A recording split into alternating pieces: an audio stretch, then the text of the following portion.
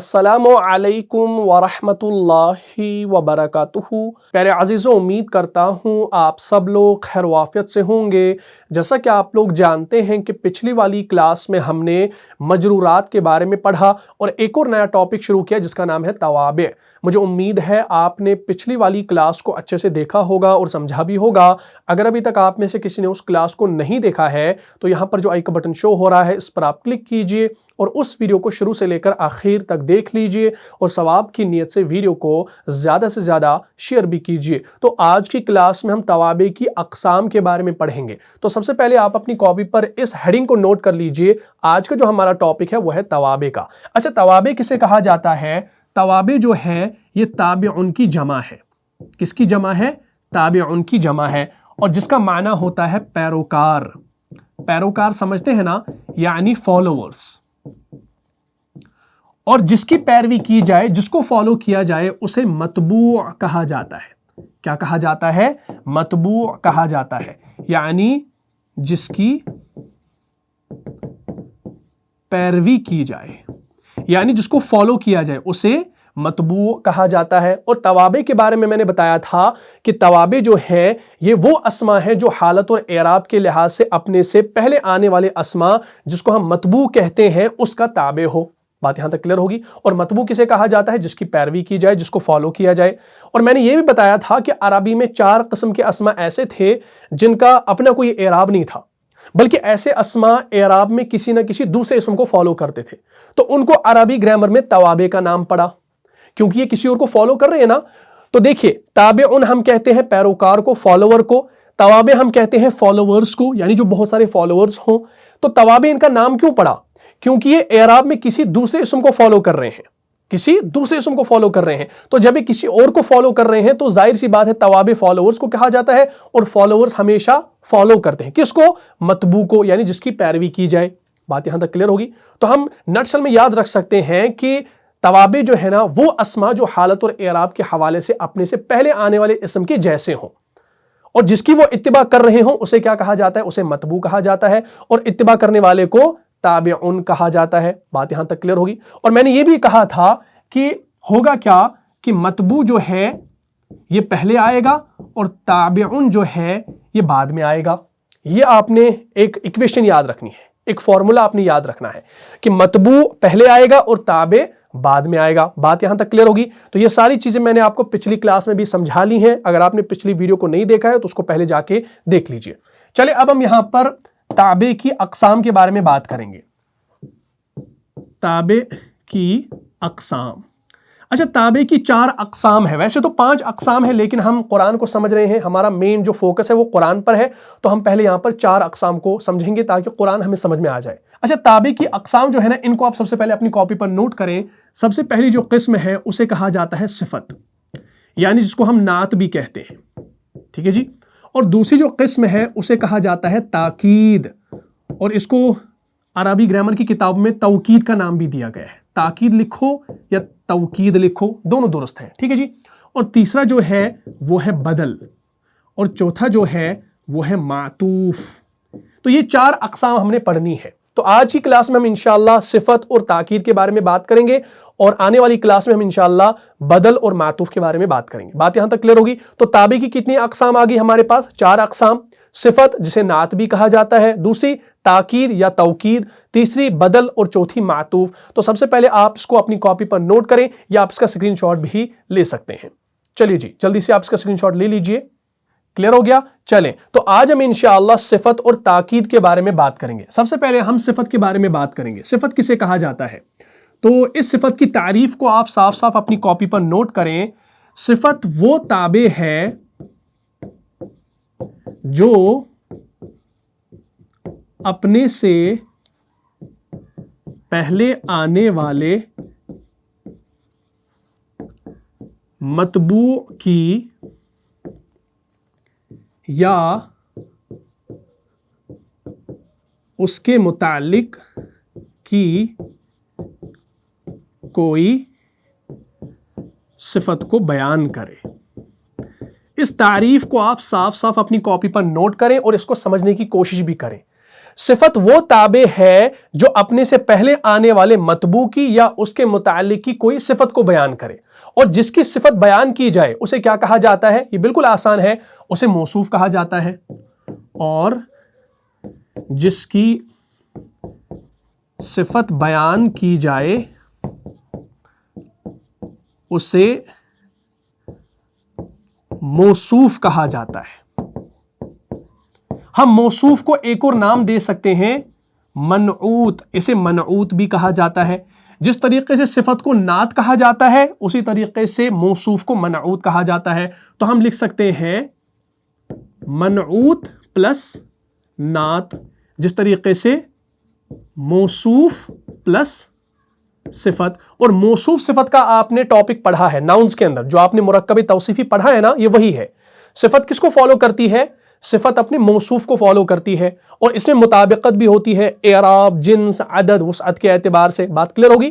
اب آپ نے اس تعریف کو سمجھنا ہے کہ صفت جو ہے نا یہ وہ تابع ہے۔ ہم نے یہاں پر تابع کیوں لایا؟ ہم یہاں پر اسم بھی لا سکتے ہیں۔ ہم کہہ سکتے ہیں صفت وہ اسم ہے جو اپنے سے پہلے آنے والے اسم کی یا اس کے متعلق کی کوئی صفت کو بیان کرے۔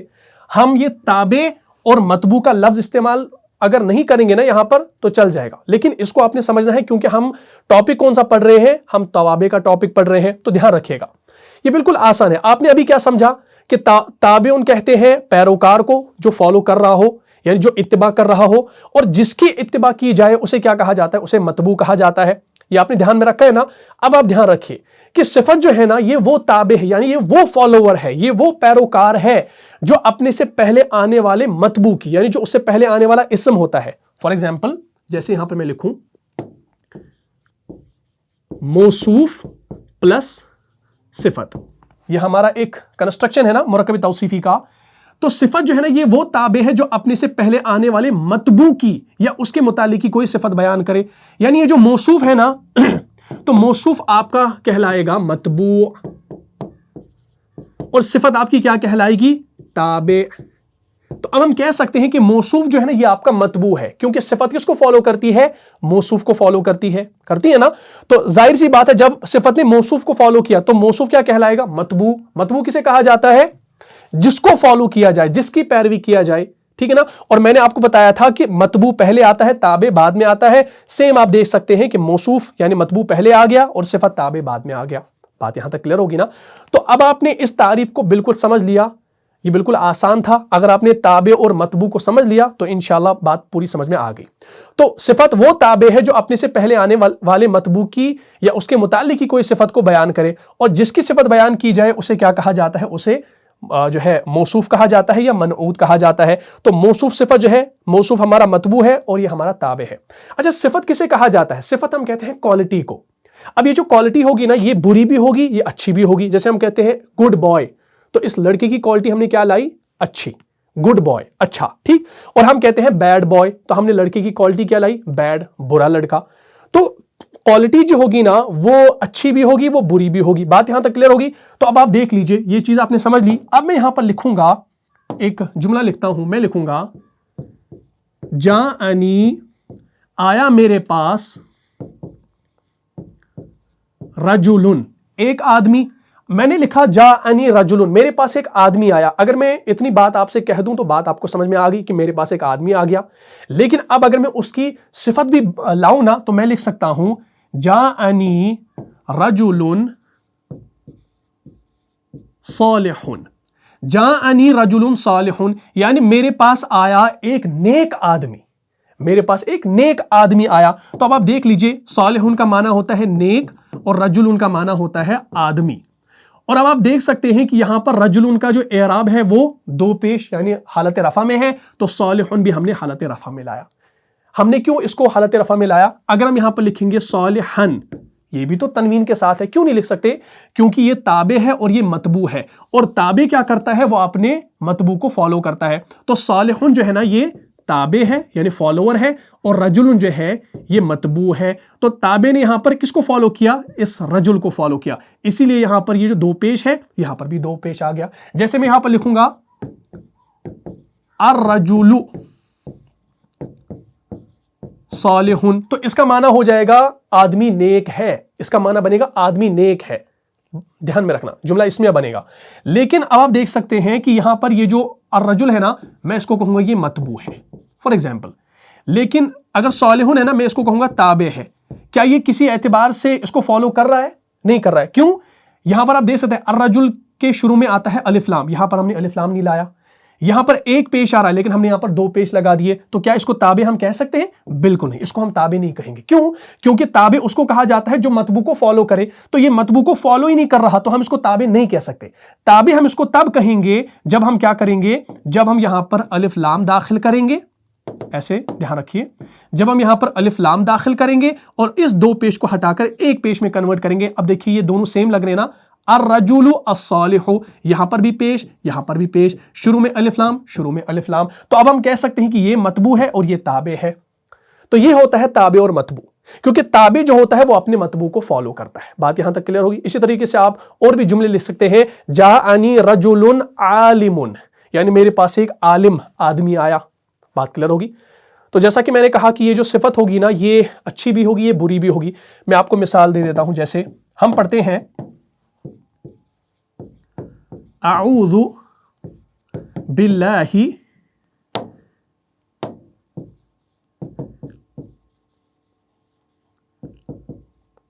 मिनश शैतानिर रजीम। देखिए, अऊज़ु बिल्लाह, मैं अल्लाह की पनाह चाहता हूं। किससे? किससे पनाह चाहता हूं? शैतान से। लेकिन आगे अर्रजीम जो है ना, ये शैतान की सिफत आ गई, तो हम कह सकते हैं ये ताबे है और ये मतबू है। कैसे ताबे है भाई? क्योंकि आप देख सकते हैं अश-शैतानी जेर के साथ, अर्रजीम जेर के साथ, अलिफ लाम शुरू में, अलिफ लाम शुरू में, तो ये शैतान की सिफत, यानी मैं अल्लाह की पनाह चाहता हूं। किससे? शैतान मरदूद से। अर्रजीम जो है ना, ये सिफत है, दुत्कारा हुआ, यानी दुत्कारा हुआ, यानी रजीम से, यानी जो शैतान रजीम मरदूद से, यानी मरदूद शैतान से मैं अल्लाह की पनाह चाहता हूं। बात क्लियर होगी। इसी तरीके से हम पढ़ते हैं बिस्मिल्लाह हिर्रहमान निर्रहीम। तो अब आप देख सकते हैं अर्रहमान ये मतबू है और अर्रहीम ये ताबे है। भाई ये ताबे कैसे हुआ? क्योंकि यहां पर जेर है, यहां पर अलिफ लाम है, यहां पर भी अलिफ लाम है, यहां पर जेर है, यानी ये अर्रहीम जो है ना, इस रहमान की सिफत है। यानी शुरू अल्लाह के नाम से, जो क्या है, जो रहम करने वाला है और जो मेहरबान है। अर्रहमान अर्रहीम, यानी वो रहमान जो मेहरबान है, यानी मेहरबान रहीम, मेहरबान रहमान, ये भी हम कह सकते हैं। तो अब आप देख सकते हैं कि अर्रहीम ने अर्रहमान को फॉलो किया चारों एतबार से, एराब, जिन्स, अदद, वसत के एतबार से। बात यहां तक क्लियर होगी। तो ये हमारा हो गया एक एनालिसिस। तो इस चीज को हम कहते हैं ताबे और मतबू, और जिसको हम नाम देते हैं मौसूफ सिफत का, जो हमने मुरक्कब तौसीफी के अंदर पढ़ा है। बात यहां तक क्लियर होगी। और इसी तरीके से एक और मिसाल, जैसे इहदिना अस्सिराता अल-मुस्तक़ीमा। अब आप देख सकते हैं कि यहां पर इहदिना अस्सिरात जो है ना, अस्सिराता के ऊपर जबर क्यों आया भाई? क्योंकि ये यहां पर मफऊल है, मफऊल है ना। लेकिन यहां पर अल-मुस्तक़ीमा पर जबर क्यों आ रही है? क्या ये भी मफऊल है? नहीं, ये मफऊल नहीं। क्यों? क्योंकि अल-मुस्तक़ीम जो है ना, ये अस्सिरात की सिफत है। क्या है? सिफत है। हाँ, ये यहां पर अल-मुस्तक़ीम जो जबर है ना, ये मफऊल की वजह से नहीं है, बल्कि अल-मुस्तक़ीम के मीम के ऊपर जबर जो है ना, अस्सिराता की सिफत होने की वजह से है। बात यहां तक क्लियर होगी। तो इहदिना, हमें हिदायत अता कर, किसकी? अस्सिरात, एक रास्ते की। कौन सा रास्ता? मुस्तकीम, सीधा रास्ता। तो सीधा रास्ता जो है ना, ये आपकी मुरक्कब तौसीफी है। तो अस्सिरात जो है ये मौसूफ है, अल-मुस्तकीम सिफत है, तो ये मुरक्कब तौसीफी हुआ। और अल-मुस्तकीम जो है ना, ये सिरात की क्या है? ये सिफत है, इसलिए मंसूब है। बात यहां तक क्लियर होगी। इसी तरीके से आप और भी जुमले बना सकते, जैसे अल-बैतु अल-जदीदु, नया घर, ये भी मुरक्कब तौसीफी है, इसमें भी ताबे और मतबू है। वलदानी सालिहान, देखिए वलदानी सालिहानी, सालिहानी, वलदानी सालिहानी, दोनों में मुताबिकत है, ताबे और मतबू। तो ये आपका मुरक्कब तौसीफी हो गया। तो ये हमारी होती है सिफत। बात यहां तक क्लियर होगी। तो इस सिफत को आपने समझ लिया, वो ताबे जो आपने से पहले आने वाले मतबू की या उसके मुतालिक की कोई सिफत को बयान करे, और जिसकी सिफत बयान की जाए उसे मौसूफ कहा जाता है या मनऊत भी कहा जाता है। बात यहां तक क्लियर होगी। तो हमने अल्हम्दुलिल्लाह सिफत के बारे में ये बात जान ली, क्लियर हो गया। तो अब हम इंशाल्लाह क्या करेंगे, इसको मैं मिटा देता हूं। अब हम दूसरी किस्म पढ़ेंगे ताबे की, वो क्या है, वो है ताकीद, और जिसे तौकीद भी कहा जाता है। कुछ ग्रामर की किताबों में तौकीद भी इसका नाम दिया गया है, तो आप ताकीद या तौकीद दोनों लिख सकते हैं। ताकीद हम किसे कहते हैं, पहले इसको समझ लीजिए। ताकीद हम कहते हैं वो बात जो मजबूती के साथ कही जाए, जो मजबूती के साथ कही जाए। जैसे मैंने कहा, फॉर एग्जाम्पल मेरे पास एक शागिर्द है, मैंने उससे बोला कि भाई अपना होमवर्क दिखाओ, लेकिन उसने अनसुनी कर दी, मेरी बात को नहीं सुना। मैंने दोबारा कहा भाई होमवर्क दिखाओ, लेकिन उसने फिर से अनसुनी कर दी, उसने मेरी बात नहीं सुनी। अब मैं क्या कहूंगा, अब मैं कहूंगा अरे बेटा होमवर्क तो दिखाओ। अब मेरे लहजे से आप जान गए कि ये जो मैंने बात इसको बताई ना, इसके अंदर ताकीद है, जोर है। अरे बेटा होमवर्क तो दिखाओ। पहले मैं आराम से बता रहा था, बेटा होमवर्क दिखाओ, नहीं दिखा रहा, बेटा होमवर्क दिखाओ, नहीं दिखा रहा, अरे बेटा होमवर्क तो दिखाओ। अब मेरे लहजे से आपको पता चलेगा कि उस्ताद ने जब इस बच्चे को बोला ना, तो जोर के साथ बोला, ताकीद के साथ बोला, शिद्दत के साथ बोला। तो ताकीद हम कहते हैं मजबूती को, जिसमें क्या हो, जिसमें जोर हो। हाँ, ये ताकीद का टॉपिक आपने इससे पहले भी पढ़ा है, जैसे इन्नल्लाह अला कुल्ली शैइन कदीर, यकीनन अल्लाह ताला हर चीज पर कादिर है। तो इसमें एक ताकीद है, ठीक है ना। वल अस्र इन्नल इंसान लफी खुस्र, यकीनन इंसान बड़े ही खसारे में है। तो ये भी ताकीद है। तो इन्ना की वजह से ताकीद पैदा होती है, ये हमने पढ़ा है। तो ताकीद के बारे में समझाने की जरूरत नहीं है, पूरा मैंने समझाया है, ठीक। अच्छा, ये जो ताकीद है ना, ताकीद किसे कहा जाता है, इसकी तारीफ क्या है, इसको सिंपली समझ लीजिए। आप ये लिखें कि ताकीद ऐसा ताबे है जो मतबू के मुतालिक सुनने वाले के वहम और शक को दूर करने के लिए लाया जाता है। हाँ, तो इसको इंशाल्लाह आप लिख लीजिए, बड़ा ही आसान है।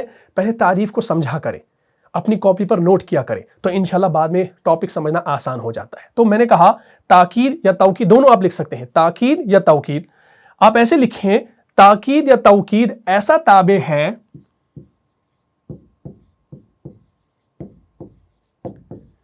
जो, इसमें भी हम मतबू का इस्तेमाल करेंगे, जो मतबू के मुतालिक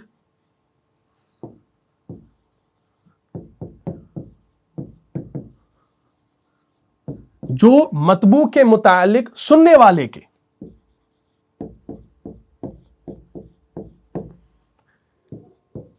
वहम और शक को दूर करने के लिए लाया जाता है। तो ताकीद या तौकीद ऐसा ताबे है जो मतबू के मुतालिक सुनने वाले के वहम और शक को दूर करने के लिए लाया जाता है, और जिसकी ताकीद की जाए, हां यह भी आप ध्यान रखिए, और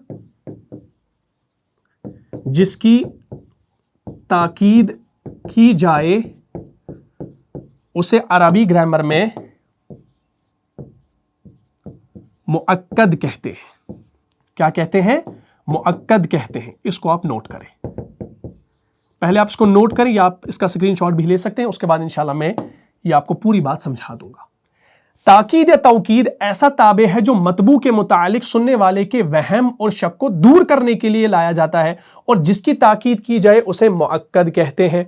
बात यहां तक क्लियर होगी। चलिए सबसे पहले आप इसको नोट करें, या आप इसका स्क्रीनशॉट भी ले सकते हैं। जल्दी से आप इसका स्क्रीनशॉट ले लीजिए। क्लियर हो गया, ले लिया। चले, अब मैं आपको ये चीज समझाने लगा हूं। देखिए, ताकीद या तौकीद ऐसा ताबे है जो मतबू के मुतालिक सुनने वाले के वहम और शक को दूर करने के लिए लाया जाता है, और जिसकी ताकीद की जाए उसे मुअक्कद कहते हैं। तो हम यहां पर क्या करेंगे, हम यहां पर लाएंगे सबसे पहले मुअक्कद को। मुअक्कद को मैंने पहले लाया, और उसके बाद में क्या लाऊंगा, उसके बाद में ताकीद को लाऊंगा। तो मैंने सबसे पहले मुअक्कद को लाया, तो क्या यह हमारा ताबे है? नहीं। जैसा कि मैंने शुरू में बताया था कि मतबू को हम पहले लाते हैं, ताबे को हम बाद में लाते हैं। तो हम लिख सकते हैं ये जो मुअक्कद मैंने पहले लाया ना, ये हमारा मतबू है। क्या है? मतबू है। और ताकीद जो है ये हमारा ताबे है। अब आप इस तारीफ को समझ लीजिए। ताकीद ऐसा ताबे है जो मतबू के मुतालिक सुनने वाले के वहम और शक को दूर करे। यानी मुअक्कद के बारे में एक शक पैदा हो गया, एक वहम पैदा हो गया। मैंने कहा कि मैंने बादशाह को देखा। आप यकीन नहीं करेंगे भाई, एक मामूली सा बंदा है आकिब भाई, ये बादशाह को क्या देखेगा, ये झूठ बता रहा है, बादशाह को नहीं देखा। लेकिन मैं कहूंगा भाई मैंने वाकई बादशाह को देखा, मैंने अपनी आंखों से देखा, मैंने बिनफ्स नफीस बादशाह को देखा। यानी जब मैं ये बात इस लहजे में कहूंगा ताकीद के साथ, भाई मैंने अपनी आंखों से देखा, मैं सुनी सुनाई बात नहीं कह रहा, तो उसको हम कहते हैं ताकीद। तो मुअक्कद जो हम कहते हैं ना, यानी ऐसा मतबू जिसके मुतालिक कोई शक या कोई वहम हो, और ताकीद हम उसलिए लाते हैं ताकि उस बात के अंदर वो शक और वहम दूर हो जाए। अब ध्यान रखें, ये जो ताकीद है ना, इसकी दो अकसाम है। इन दो अक़साम को इंशाल्लाह आपने समझ लेना है। इंशाल्लाह एक एक मिसाल में आपको दे देता हूं, बात क्लियर हो जाएगी। यहां तक आपको समझ में आ गया? तो चले, तो मैं यहां पर क्या करता हूं, मैं यहां पर लाता हूं ताकीद की दो अक़साम।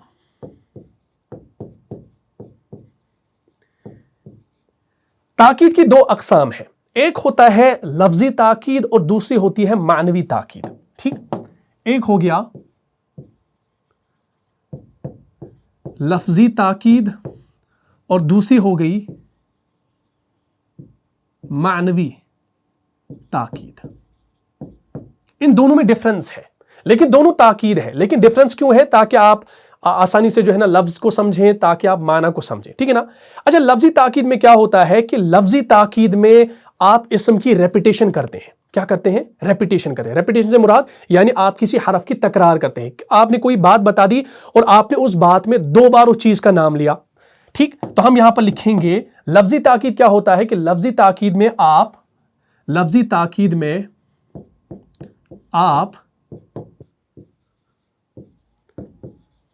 इसम की तकरार, दूसरा फेल की तकरार, तीसरा हरफ की तकरार और चौथा पूरे जुमले की तकरार करते हैं। तो उससे क्या होता है? उससे एक लफ्जी ताकीद पैदा हो जाती है, यानी जुमले के अंदर एक जोर, एक शिद्दत, एक मजबूती पैदा हो जाती है। आप ऐसा जुमला बोलते हैं जिसमें आप इसम को दो बार इस्तेमाल करते हैं, दो बार कहते हैं, ताकि उस बात में एक वजन पैदा हो, एक जोर पैदा हो।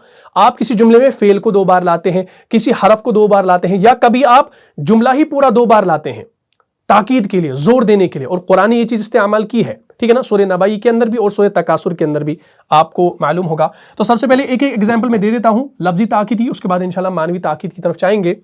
इसम की तकरार, जैसे मैंने कोई जुमला बता दिया, मैंने कहा कि ज़हबा हामिदुन हामिदुन, ज़हबा हामिदुन हामिदुन। देखिए, अगर मैं कहता ज़हबा हामिदुन, हामिद गया, तो आपने यकीन करना था ना। लेकिन अब क्या हो गया, इसके अंदर अब किसी को शक हो गया, भाई झूठ बोल रहा है, भाई हामिद नहीं गया। लेकिन मैं कहूंगा ज़हबा हामिदुन हामिदुन, अरे हामिद गया हामिद। तो अब ये जो ताकीद है ना, ये आपको लिखने से समझ में नहीं आएगी, ये आपको बोलने से समझ में आएगी। यानी आपका जो लहजा होगा ना, आप कहेंगे किसी से, भाई हामिद गया, हंसते हंसते हामिद गया, अरे भाई क्या मजाक कर रहा है, लेकिन क्या, अरे हामिद गया हामिद, हामिद गया हामिद गया। तो दो बार जब आपने उसका नाम लिया ना, भाई हामिद गया हामिद, हाँ ऐसे हम बोलते हैं, इस लहजे में बोलते ना, तो उस लहजे के अंदर एक ताकीद होती है। तो ये आप जो है ना किसी अरबी बोलने वाले को ही समझेंगे, यानी अगर कोई अरबी समझने वाला हो ना, उसको ये बात समझ में आ जाएगी। क्योंकि हम उर्दू बोलते हैं, इसलिए हमें ये चीज़ समझ में नहीं आती।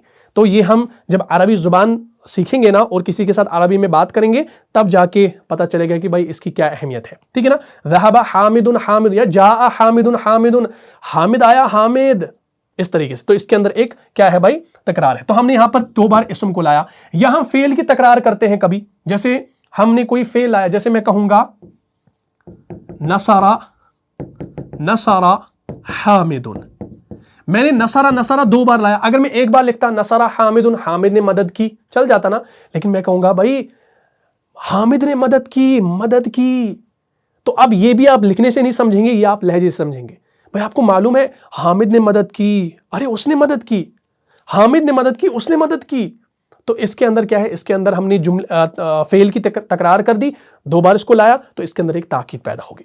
या हम कभी हरफ की तकरार करते हैं। फॉर एग्जांपल, मैं कहीं रास्ते पे चल रहा हूं अपने दोस्त के साथ, मेरे जेब से पेन गिर गया, कलम गिर गया। तो अब मैं ये कलम जब उठाऊंगा ना, दोस्त कहेगा भाई क्या ये वाकई तेरा कलम है? ये तो मुझे नहीं लगता तेरी जेब से गिरा है। मैं कहूंगा भाई ये तो मेरा कलम है। तो वो कहेगा मैंने, ये तो जो झूठ बता रहा है, तेरा कलम नहीं है। मैं कहूंगा भाई हाँ ये मेरा ही कलम है, हाँ ये मेरा ही कलम है। तो अब जब इस लहजे में कहूंगा ना, भाई हाँ ये मेरा ही कलम है, तो इसके अंदर एक जोर, एक ताकीद पैदा होगी। तो कभी हम हरफ दो बार लाते हैं, तो हम लिखेंगे यहां पर ऐसे, नाम नाम हादा कलमी, हाँ ये मेरा कलम है। हम कहते हैं ना हाँ ये मेरा कलम है, हाँ ये मेरी बात है, हाँ ये मेरी चीज है। तो ये हाँ का इस्तेमाल हम उर्दू में करते हैं ना। फॉर एग्जाम्पल, आपको किसी ने बताया ये किताब किसकी है, क्या ये तुम्हारी है? हाँ मेरी है। भाई मैं नहीं मानता ये तेरी है। भाई हाँ ये मेरी किताब है। تو ہاں کا استعمال آپ کرتے ہیں نا تو تاکید کے لیے کرتے ہیں. تو کبھی آپ حرف کی تکرار کرتے ہیں, اس کا مطلب ہوتا ہے کہ آپ اس کے اندر ایک زور, ایک تاکید پیدا کرتے ہیں. اور کبھی جملے کی تکرار ہو جاتی ہے. اچھا, یہ جو جملے کی تکرار ہے نا, یہ قرآن کے اندر بھی ہے. اگر آپ سورہ نبائی کھول کر دیکھیں گے نا تو وہاں پر انشاءاللہ آپ کو یہ ساری چیزیں مل جائیں گی. جملے کی تکرار جیسے اگر آپ سورہ نبائی کی آیت نمبر 4 پر پہنچیں گے, کیا پڑھتے ہیں؟ اعوذ باللہ من الشیطان الرجیم کلا سیعلمون پڑھتے ہیں نا. چلے اس کو میں مٹا دوں, یہ آپ نے سمجھ لیا. چلے جملے کی تکرار جیسے کلا سیعلمون, اللہ تعالیٰ نے قرآن میں فرمایا کلا سیعلمون, نہیں ان قریب یہ جان لیں گے. اللہ نے یہ کہا کلا سیعلمون, نہیں ان قریب یہ جان لیں گے. چلے میں آیت آپ کو دکھا دیتا ہوں کہ اللہ تعالیٰ نے جملہ جو ہے نا 2 بار لایا ہے. یہ دیکھیں کیا ہے؟ کلا سیعلمون, نہیں ان قریب یہ جان لیں گے. لیکن اللہ نے آگے اور کیا فرمایا؟ ثم کلا سیعلمون. اب دیکھیں کلا سیعلمون 2 بار لایا اللہ نے. اگر ایک بار اللہ لاتے تو ہمیں یقین تھا نا اللہ پہ, اللہ کی کتاب پہ بھی یقین ہے, اللہ کے رسولوں پر بھی یقین ہے, اور اللہ پر بھی یقین ہے. اگر اللہ نے ایک بار کہا ہوتا تاکید کی ضرورت نہیں تھی, ہم اللہ پہ پھر بھی یقین کر رہے ہیں. ٹھیک ہے نا, چاہے دنیا ادھر کی ادھر ہو جائے, ہمیں اللہ پر یقین ہے, اس کی بات پر یقین ہے. لیکن اللہ نے کیا کہا؟ کلا سیعلمون, نہیں ان قریب یہ جان لیں گے. اور آگے فرمایا ثم کلا سیعلمون, ہاں کوئی بات نہیں ان قریب یہ جان لیں گے. تو اب جملے کی تکرار ہوئی نا تو اس کا مطلب ہے کہ اس بات کے اندر کیا ہے؟ تاکید ہے, شدت ہے. یہ ان قریب یہ جان لیں گے, ان قریب, ہاں ان قریب یہ جان لیں گے. اسی طریقے سے آپ سورہ تکاثر کھولتے ہیں, سورہ تکاثر کے اندر بھی آپ کو ملتا ہے آیت نمبر 3 اور 4 کے اندر کلا سوف تعلمون ثم کلا سوف تعلمون, کوئی بات نہیں بہت جلد تمہیں معلوم ہو جائے گا. کلا سوف تعلمون, یہ دیکھیں الہاکم التکاثر حتی زرتم المقابر کلا سوف تعلمون, کہاں ہے؟ کلا سوف تعلمون, اور آگے فرمایا ثم کلا سوف تعلمون, کوئی بات نہیں بہت جلد تمہیں معلوم ہو جائے گا. اور آگے فرمایا ثم کلا سوف تعلمون, پھر کوئی بات نہیں بہت ہی جلد تمہیں معلوم ہو جائے گا. تو 2 بار یہاں پر جو ہے نا جملہ لایا تاکہ اس کے اندر ایک شدت پیدا ہو, ایک تاکید پیدا ہو. بات یہاں تک کلیئر ہوگی. تو یہ ہوتی ہے آپ کی لفظی تاکید, کہ آپ جملے میں اسم 2 بار لاتے ہیں, فعل 2 بار لاتے ہیں, حرف 2 بار لاتے ہیں, یا کبھی کبھی تو جملہ ہی 2 بار بولتے ہیں, اس سے ایک تاکید پیدا ہو جاتی ہے جملے کے اندر. یہ ہم اردو کے اندر بھی کرتے ہیں. ہاں میں گیا تھا, ہاں میں گیا تھا. آپ کو کسی نے بتایا کہ آپ مسجد گئے تھے, آپ کہیں گے ہاں میں گیا تھا, تو یقین نہیں کرے بھائی نہیں جھوٹ بول رہا ہے, تو نماز پڑھنے نہیں گیا تھا. بھائی ہاں میں مسجد گیا تھا, میں گیا تھا نماز پڑھنے, ہاں میں نماز پڑھنے گیا تھا نماز پڑھنے. تو کبھی ہم اردو میں بھی ایسے بتاتے ہیں نا 2 بار جملے کو, تاکہ سامنے والے کو لگے کہ بھائی نہیں واقعی سچ بول رہا ہے, تاکید کے ساتھ بول رہا ہے. ٹھیک ہے نا, تو یہ ہوگی آپ کی لفظی تاکید. بات کلیئر ہوگی. اور اچھا اس کے بعد ہماری آتی ہے معنوی تاکید. معنوی تاکید کو سمجھ لینا. معنوی تاکید میں جو ہوتا ہے نا کہ اس میں کچھ الفاظ کا استعمال کیا جاتا ہے. ٹھیک, جیسے الفاظ ہمارے پاس ہے, جیسے نفسن, عینن, یا اجمع, کیا اجمع, اور اسی میں پھر آپ کا آتا ہے اجمعون, اور اسی میں آتا ہے اجمعین. قرآن میں ہے نا یہ فاغرقناہم اجمعین, قرآن نے کہا ہے سورہ زخرف کے اندر, شاید یہ آیت کریمہ. اجمع, اجمعون, اجمعین یہ استعمال ہوتا ہے. اسی طریقے سے کلن کا استعمال بھی ہوتا ہے تاکید کے لیے. اسی طریقے سے کلا کا استعمال بھی ہوتا ہے, اور اسی طریقے سے کلتا کا استعمال بھی ہوتا ہے. اور کلتا جو ہے نا یہ سورہ کہف کے اندر آیا ہے کلتل جنتین, اور اس کا معنی ہوتا ہے دونوں. کلتا کا معنی ہوتا ہے دونوں باغات. کلتل جنتین سورہ کہف کے اندر آپ کو ملتا ہے. ٹھیک, تو معنوی تاکید میں کیا ہوتا ہے کہ اس میں کچھ الفاظ کو استعمال کیا جاتا ہے تاکید کے لیے, اور وہ الفاظ کیا ہیں؟ نفسن, عینن, اجمع یا اجمعون یا اجمعین, اور کلن یا کلا یا کلتا, یہ الفاظ استعمال کیے جاتے ہیں. تو اب میں انشاءاللہ ایک ایگزامپل آپ کو دے دیتا ہوں, تو بات انشاءاللہ کلیئر ہو جائے گی. تو یہ جو لفظی تاکید ہے آپ کو سمجھ میں آ گیا, اس کو میں مٹا دیتا ہوں. تو اب ہم یہاں پر جو ہے نا اس معنوی تاکید کو انشاءاللہ سمجھیں گے. ٹھیک, تو اس کو میں سائڈ کر لیتا ہوں. معنوی تاکید میں جو ہمارے کچھ الفاظ استعمال ہوتے ہیں ان کو آپ دھیان میں رکھیں. یہ ہماری معنوی تاکید, نفسن, عینن, اجمع, اجمعون, اجمعین, کلن, کلا یا کلتا. سب سے پہلے نفسن کو دیکھ لیجئے. نفسن کا استعمال ہم کریں گے. جیسے میں کہوں گا کہ میں نے بادشاہ کو دیکھا, میں یہاں پر لکھوں گا میں نے बादशाह को देखा।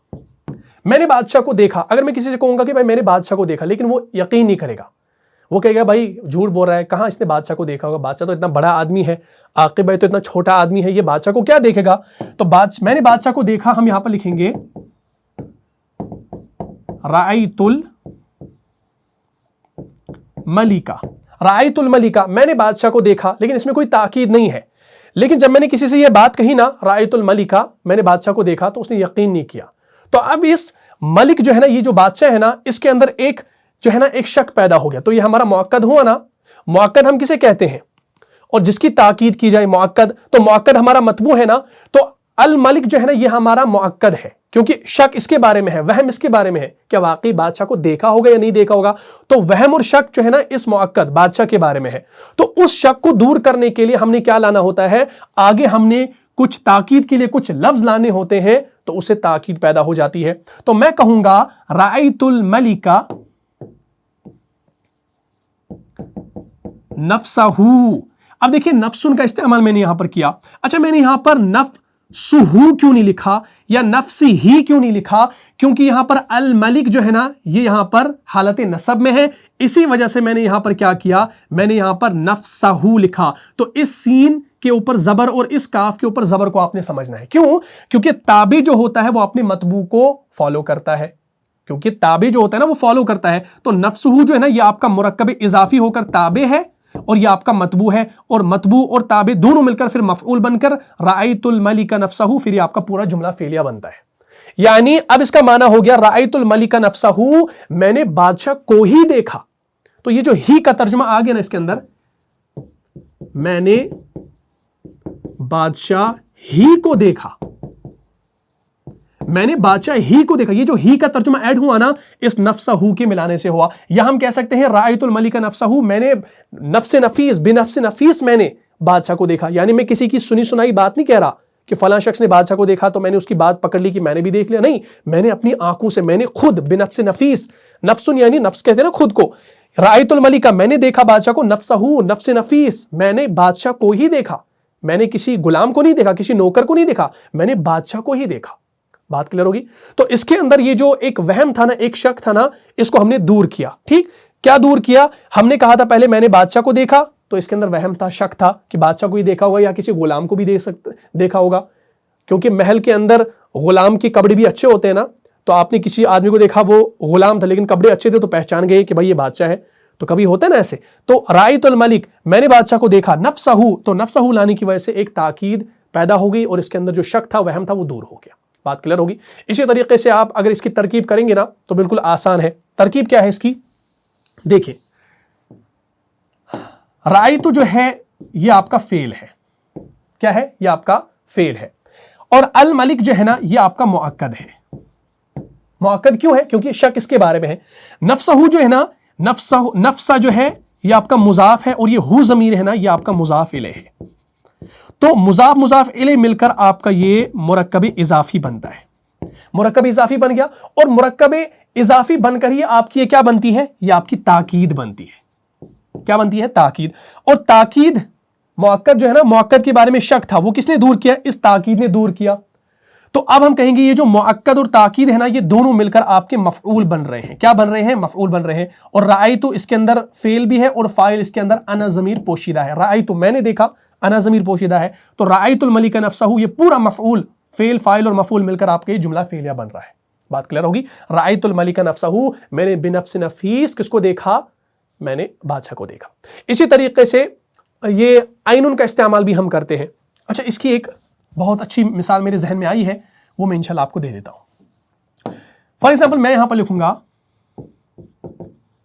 मैंने भूत को देखा, यानी आई सॉ द घोस्ट, यानी मैंने भूत को देखा। भूत को कोई देख सकता है? नहीं देख सकता, ठीक है ना, मैं भी नहीं देख सकता। लेकिन अब आप ऐसा ना समझना कि मैंने देखा है तो मैं इसलिए बता रहा हूं, नहीं, मैं एक आपको मिसाल दे रहा हूं, समझा रहा हूं कि ताकीद है क्या। मैंने किसी दोस्त से बताया, भाई मैंने कल रात भूत देखा, या मैंने भूत को देखा, तो वो मेरा यकीन करेगा? कभी नहीं करेगा। इस बात पे यकीन नहीं करेगा, भाई क्या मजाक कर रहा है, भूत को देखा, भूत को कौन देखता है? तो मैंने भूत को देखा, तो यकीन नहीं करेगा। लेकिन अब अगर मैंने देखा हो, फॉर एग्जाम्पल मैंने देखा हो, तो मुझे ताकीद भी लानी है ना, यकीन कराना है उसको कि भाई हाँ मैंने देखा। तो मैं कहूंगा میں نے بھوت کو اپنی آنکھوں سے دیکھا. ہاں میں نے بھوت کو ہی دیکھا. تو یہ جو بھوت کو ہی دیکھا, میں نے بھوت کو اپنی آنکھوں سے دیکھا, یہ جب میں بتاؤں گا نا تو سامنے والا ڈر جائے گا, بھائی کہیں اس نے واقعی کسی بھوت کو تو نہیں دیکھ لیا, میں نے بھوت کو ہی دیکھا. تو اب ہم یہاں پر کیا لکھیں گے؟ سب سے پہلے میں نے بھوت کو دیکھا, رأیت الشبہ. شبہن کہتے ہیں بھوت کو, پرچھائی کو کہتے ہیں اصل میں رأیت الشبہ. شبہ, میں نے کس کو دیکھا؟ بھوت کو دیکھا. تو یقینی ہوا. لیکن جب میں کہوں گا رأیت الشبہ اینہ, رأیت الشبہ اینہ, یعنی میں نے بھوت کو اپنی آنکھوں سے دیکھا. اینہ یعنی میں نے اسے دیکھا, اینہ آنکھوں سے, ہو اسے دیکھا. رأیت الشبہ اینہ. اب آپ دیکھ سکتے ہیں کہ یہاں پر اینہ کے نون کے اوپر زبر ہے, اور کیونکہ یہاں پر الشبہ کے اوپر بھی زبر ہے, تو یہ آپ کا مؤکد ہے. مؤکد کیوں ہے بھائی؟ کیونکہ اس کے بارے میں شک تھا نا, میں نے بھوت کو دیکھا, تو بھوت کے بارے میں شک ہے نا, کیا واقعی بھوت کو ہی دیکھا کہ کسی اور کو دیکھا, یا کسی انسان کو دیکھا ہوگا, پرچھائی دیکھی ہوگی اس کے, تو بتا دیا بھوت کو دیکھا. ٹھیک ہے نا. تو اس کے بارے میں شک تھا, تو اس شک کو دور کرنے کے لیے میں نے یہاں پر اینہ ایک لفظ ایسا لایا جس سے ایک تاکید پیدا ہوگی, ایک زور پیدا ہو گیا, اور سامنے والے کو جو بھوت کے بارے میں شک تھا, وہم تھا, وہ دور ہو گیا. میں نے بھوت کو اپنی آنکھوں سے دیکھا, میں نے بھوت کو ہی دیکھا, رأیت الشبہ اینہ. ٹھیک. اسی طریقے سے ہمارے پاس کلن کو ہے نا, کلن کو انشاءاللہ دیکھ لیتے ہیں. ٹھیک. جیسے میں لکھوں گا, دھیان رکھنا, حفظت القرآن. فار ایگزامپل, میں قرآن کا حافظ ہوں. میں اپنے دوست سے کہوں گا جو میرے فرینڈ سرکلز ہیں کہ بھائی میں قرآن کا حافظ ہوں, وہ یقین کریں گے نا, کیونکہ ان کو پتا ہے میں نے ان کے ساتھ پڑھا ہے. لیکن اگر میں کسی غیر کو بتاؤں بھائی میں نے قرآن کو حفظ کیا, لیکن اس کے ذہن میں ایک شک, ایک وہم پیدا ہوگا. کس؟ اس قرآن کے بارے میں. کیا شک ہوگا؟ کہ اس نے جو حفظ کیا ہے, قرآن کو حفظ کیا ہے, کیا اس نے 25 پارے حفظ کیے ہیں اور 5 چھوڑ دیے ہیں؟ شک ہے. کیا اس نے 20 پارے حفظ کیے ہوں گے, جو ہے 10 پارے چھوڑ دیے ہوں گے؟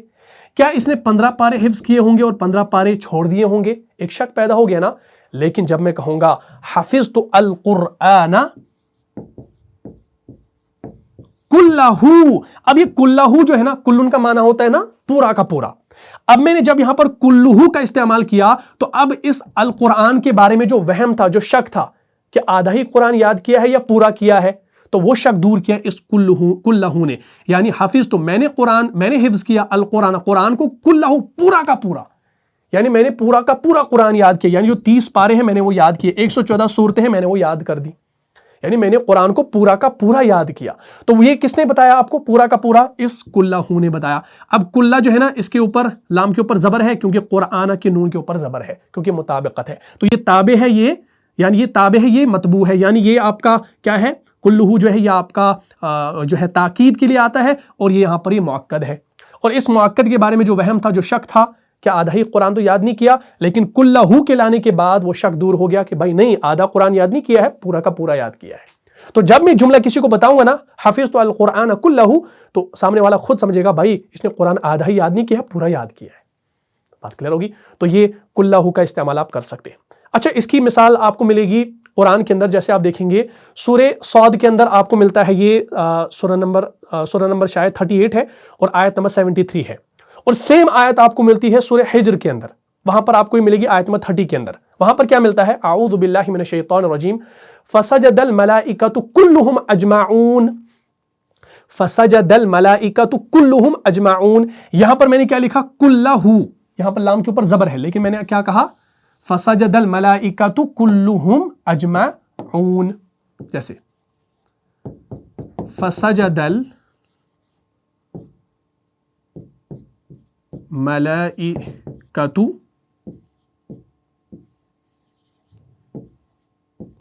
کلہم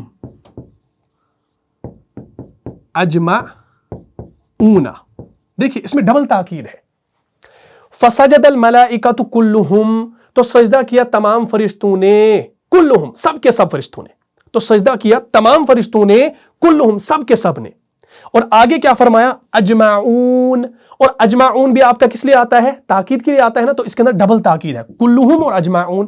فسجد الملائکۃ کلہم, تو سجدہ کیا تمام فرشتوں نے, سب کے سب فرشتوں نے. اور کلہم اجمعون کا معنی یعنی مل کر اکٹھے سب نے سجدہ کیا. اب بات کو سمجھو، ہمارے پاس آیت موجود ہے، اس کو انشاءاللہ دیکھ لیجئے. یہ دیکھیں کیا ہے، دھیان رکھیں کیا ہے، فسجد الملائکۃ کلہم اجمعون. اب یہاں پر یہ جو کلہم کے لام کے اوپر پیش ہے نا، حالت رفع میں کیوں ہے؟ کیونکہ پیچھے الملائکۃ بھی پیش کے ساتھ ہے، کیونکہ یہ کلہم جو ہے نا یہ آپ کا تابع ہے، اور یہ الملائکۃ یہ آپ کا مؤکد ہے نا، کیونکہ فرشتے کے بارے میں وہم تھا، ایک شک پیدا ہو گیا کہ ملائکہ نے سجدہ کیا، لیکن کتنے ملائکہ نے؟ اگر آپ کہتے فسجد الملائکۃ، فرشتوں نے سجدہ کیا، تو تمام فرشتوں نے سجدہ کیا، تو تمام فرشتوں میں کون سے فرشتے جو اللہ نے مقرر کر کے رکھے ہیں بارش کے لیے، کھانے کے لیے، یا موت کا فرشتہ ہے، یا جبریل امین ہے، یا کون سا فرشتہ ہے جنہوں نے سجدہ کیا؟ اب ایک وہم، ایک شک تھا، تو اس شک کو دور کرنے کے لیے اللہ نے کہا فسجد الملائکۃ کلہم، تو سب کے سب ملائکہ نے سجدہ کیا، اجمعون اکٹھے ہو کر، اکٹھے مل کر. ہاں تو الملائکہ تو یہاں پر حالت رفع میں اور کلہم بھی حالت رفع میں، کیونکہ تابع جو ہے وہ اپنے متبوع کو فالو کرتا ہے، اور اجمعون جو ہے نا یہ بھی آپ کا کیا ہے، یہ بھی حالت رفع میں آ گیا. یہاں پر بات کلیئر ہوگی نا. فسجد الملائکۃ کلہم اجمعون، تو سجدہ کیا تمام فرشتوں نے، سب کے سب نے مل کر. اچھا تمام کا ہم یہاں پر ترجمہ کیوں کر رہے ہیں؟ کیونکہ الملائکہ جو ہے نا اس میں جو لام ہے نا اس کو ہم کہتے ہیں لام جنس، یعنی یہ تمام کے معنی میں آتا ہے. جیسے الحمدللہ رب العالمین، ہم وہاں پر یہ نہیں کرتے ہیں کہ خاص تعریف اللہ کے لیے، ہم کہتے ہیں الحمدللہ، یعنی تمام تعریفیں اللہ کے لیے. تو تمام کا لفظ ہم وہاں پر کرتے ہیں، تو یہاں پر یہ جو لام ہے نا یہ جنس کے لیے آتا ہے، یعنی تمام فرشتے. تو سجدہ کیا تمام فرشتوں نے، کلہم سب کے سب نے، اجمعون اکٹھے. تو یہاں پر دو تاکید ہے، ایک تو سب کے سب نے سجدہ کیا، اور اکٹھے ہو کر سجدہ کیا. بات کلیئر ہوگی؟ تو اس طریقے سے انشاءاللہ اب آپ سمجھ لیں گے. تو ہم نے یہاں پر جو ہے کلن کا بھی دیکھ لیا اور اجمعون کا بھی دیکھ لیا. ٹھیک، اسی طریقے سے اجمعین، یہ جو اجمعین ہے نا یہ بھی سورہ زخرف کے اندر آپ کو ملتا ہے. یہ سورہ نمبر 43 ہے، اور آیت نمبر 55 میں جب آپ پہنچیں گے نا وہاں پر آپ کو یہ اجمعین کا ملے گا. اعوذ باللہ من الشیطان الرجیم فلما آسفونا انتقمنا منہم فاغرقناہم اجمعین. تو انہوں نے ہمیں غصہ دلایا تو ہم نے ان سے انتقام لیا، تو پھر ہم نے کیا کیا؟ فاغرقناہم، تو ہم نے انہیں غرق کر دیا، اجمعین سب کے سب کو اکٹھے. ہاں اب اس کو سمجھ لو. سب سے پہلے اس آیت کو ہٹا دیتے ہیں. یہ دیکھیں اللہ تعالیٰ نے فرمایا فَلَمَّا آسَفُونَا انتَقَمْنَا مِنْهُمْ فَأَغْرَقْنَاهُمْ أَجْمَعِينَ. تو اجمعین یہاں پر جو ہے نا کس کے لیے آیا ہے؟ تاکید کے لیے آیا نا. اللہ فرما رہے ہیں فَلَمَّا آسَفُونَا، جب انہوں نے ہمیں کیا دلایا، جب انہوں نے ہمیں غصہ دلایا تو ہم نے کیا کیا؟ ہم نے ان سے انتقام لیا، ہم نے ان سے انتقام لیا. فَأَغْرَقْنَاهُمْ، پس ہم نے غرق کر دیا انہیں.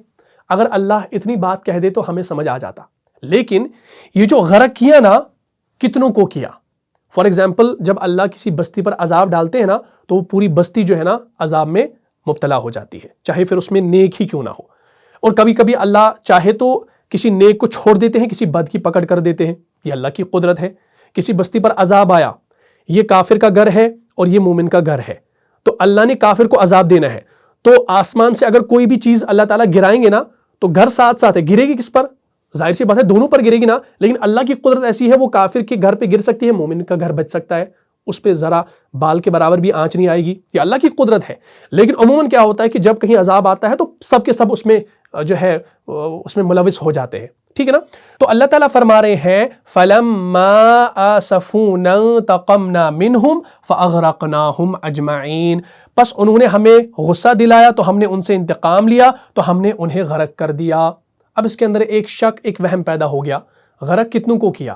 2 بندوں کو، 15 بندوں کو، آدھی قوم کو، پوری قوم کو؟ ایک شک ہے نا. لیکن آگے اللہ نے ایک لفظ لایا اجمعین، سب کے سب کو غرق کر دیا. تو جب انہوں نے ہمیں غصہ دلایا تو ہم نے ان سے انتقام لیا، پس ہم نے ان سب کو کیا کر دیا؟ غرق کر دیا، یعنی سب کو غرق کر دیا.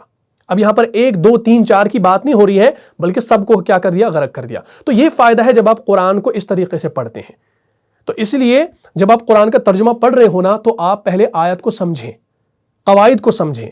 اسی لیے عربی گرامر کو سمجھنا ضروری ہے تاکہ آپ قرآن کو سمجھیں. جب آپ قرآن کو عربی گرامر کے تھرو سمجھیں گے نا تو اب آپ دیکھیں گے آپ کی زندگی پہ کتنا اچھا اثر پڑے گا اور آپ کے نالج میں کتنا اضافہ ہوگا انشاءاللہ. تو اس طریقے سے قرآن کو پڑھنے کا مزہ ہے. ہم کیا کرتے ہیں؟ ہم سرسری ترجمہ دیکھ لیا، لفظی ترجمہ دیکھ لیا، با محاورہ ترجمہ دیکھ لیا تو بس کام چل گیا. نہیں، ترجمہ پڑھو، آپ کو کوئی نہیں روک رہا، لیکن سمجھ کر. वो तर्जुमा आपको तभी समझ में आएगा जब आप उस इबारत को अच्छे तरीके से समझोगे, उस कुरान की आयत को समझोगे। ठीक है जी। तो अब हमने यहाँ पर देखा अजमाइन का इस्तेमाल कर लिया। इसी तरीके से आप देखेंगे कुल्लुहा का इस्तेमाल होता है कुरान के अंदर। जैसे सूरह बकरा की आयत में 31 है, वहाँ पर है अऊज़ु बिल्लाहि मिनश शैतानिर रजीम, आयत है वअल्लमा आदमल अस्माअ कुल्लहा वअल्लमा आदमल अस्माअ कुल्लहा सुम्मा अरदहुम अलल मलाइकति फ़क़ाल अंबिऊनी बिअस्माइ हाउलाई इन कुंतुम सादिक़ीन। चलिए भाई उस आयत करीमा को देख लीजिए, इंशाल्लाह बात क्लियर हो जाएगी। हमारे पास मौजूद है, ये देखें क्या है, वअल्लमा आदमल अस्माअ कुल्लहा, बस कुल्लहा को समझो, बात क्लियर होगी। वअल्लमा आदमल अस्माअ कुल्लहा, और अल्लाह ने सिखा दिया आदम को तमाम के तमाम नाम। तो कुल्लहा का इस्तेमाल, और कुल्लुन आपका आता है ना इसी के अंदर, मानवी ताकीद के अंदर, वअल्लमा आदमल अस्माअ कुल्लहा, वअल्लमा आदमल अस्मा, अल्लाह ताला ने आदम अलैहिस्सलाम को नाम सिखाए। कितने नाम सिखाए? 2 नाम, 3 नाम, 4 नाम, 5 नाम। एक वहम, एक शक पैदा हो गया, लेकिन आगे ताकीद आ गई, क्या? कुल्लहा, तमाम के तमाम नाम सिखा दिए। ठीक। सुम्मा अरदहुम अलल मलाइका, फिर तमाम जो है, तमाम फरिश्तों के सामने जो है ना वो अशिया पेश की, और फरिश्तों के सामने फ़क़ाल अंबिऊनी बिअस्माइ हाउलाई इन कुंतुम सादिक़ीन। ठीक है ना, और फरमाया कि बताओ मुझे इन चीज़ों के नाम अगर तुम सच्चे हो। ठीक है जी, बात यहाँ तक क्लियर होगी। तो अब हमने देखा यहाँ पर कुल्लहा भी आ गया, अजमाउन अजमाइन भी आ गया। इस तरीके से आप ये चीज़ें कर सकते हैं। ठीक।